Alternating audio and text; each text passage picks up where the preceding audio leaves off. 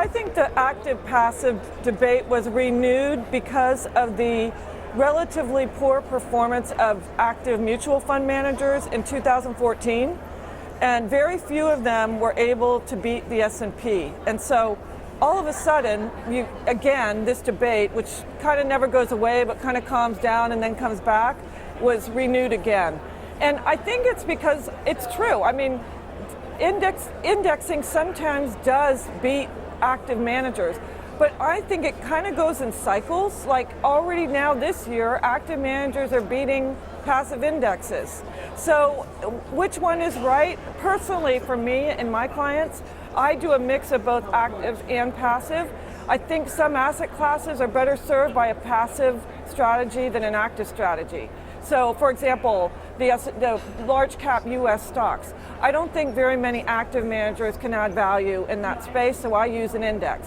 But emerging markets, international, small cap international, sometimes an active manager, I think, can outperform the index because they're on the ground doing the research, getting to know the companies, maybe they can add a little alpha. So I think that's kind of where it's going, that a lot of advisors are not only one way or the other, they're going to use the best product for the particular asset class.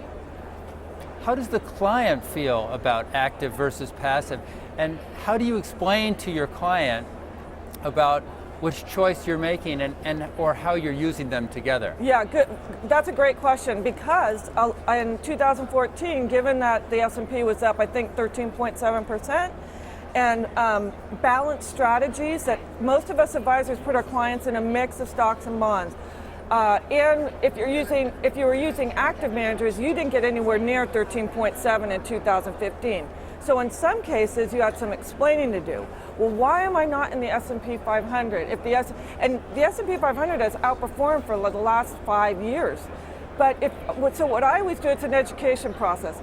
S&P was flat between 2001 and 2010. So you go back, you remind people that it's better to be diversified, that you don't only want to be in one asset class, you don't want to just be in the S&P 500. The next 5 years it could underperform international indexes, for example.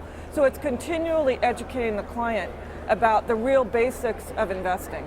Thanks so much. When do you think the active-passive debate will end? I have a feeling as long as there's active mutual funds out there that it will never end.